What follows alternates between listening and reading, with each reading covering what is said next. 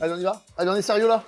Là, on vous amène en Espagne et on va faire la paella. Alors, on va pas faire la paella traditionnelle. Ouais, voilà, on va faire une paella. Vous allez voir, elle est très très bonne, mais elle est aussi très facile à faire et ça va assez vite à préparer. Allez, on y va. Moi, je mets l'huile. Donc là, on préchauffe de l'huile d'olive. Ah oui, on est en Espagne. Hein. On a mis les oignons, je te laisse ajouter le poulet pendant ça là. Attends, c'est la merde. Le bon morceau de poulet, c'est mieux avec des cuisses. Il va supporter une cuisson plus longue, d'accord? Ça Et reste plus moelleux.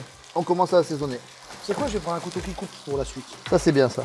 Ici, on parfume. Hein. La paella, c'est du parfum. Moi, j'adore le laurier. J'adore le thym.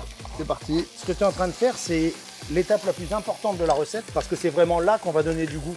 C'est là qu'on va avoir les sucs de la viande, qu'on va avoir vraiment la saveur qui va se préparer. Les légumes classiques de la paella, oignons, poivrons, petits pois, tomates. Pendant ce temps-là, je commence à tailler mon chorizo. Là, c'est notre version, c'est ce qu'on a rapporté de nos voyages, c'est ce qu'on a ressenti. Alors moi, chorizo, je le mets maintenant. Ah, il va commencer à parfumer. Il faut vraiment que ce soit bien coloré. C'est ce qui va donner le goût. Allez, je rajoute un peu de gras quand même. Le gras, c'est la vie. Surtout, le gras, il permet après d'enrober le riz. Ouais. Puis ça va fixer tous les arômes. Dès que c'est coloré, on va ajouter les poivrons.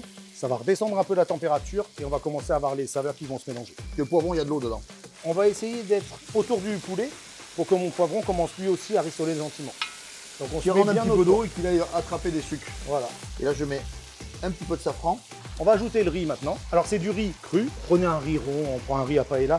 Il faut un riz qui ait un peu d'amidon parce que quand on va le cuire avec le bouillon justement, la réduction du bouillon, l'amidon du riz, ça va nous faire quelque chose de très onctueux. Là, je rajoute l'ail. Vas-y, mets l'ail, on mélange. On va nacrer le riz. Voilà, alors nacrer le riz. Tu vois? En fait, il faut que votre riz soit bien enrobé, qu'il commence à peine à colorer. Vraiment, il ne faut pas le colorer fort, mais bien l'enrober. C'est un peu le soleil dans l'assiette là.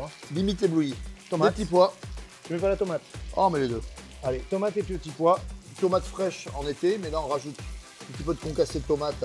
Le fait que la paella accroche un peu au fond, c'est l'une des marques de la paella, c'est justement le riz, il doit être légèrement toasté dans le fond de la paella.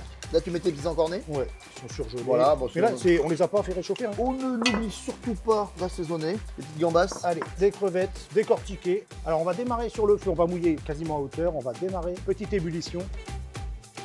Là, je suis à ébullition, Christophe. Ouais. On va couvrir pour que justement le riz puisse absorber l'humidité tranquillement et t'emmener ça dans le four. Combien de temps? Allez, on est parti sur 40 minutes, 190 degrés. On revient dans 40 minutes. Et voilà. Wow. Super bon. Plus de liquide, tout est cuit. On dégraine, regarde. Et là, voilà.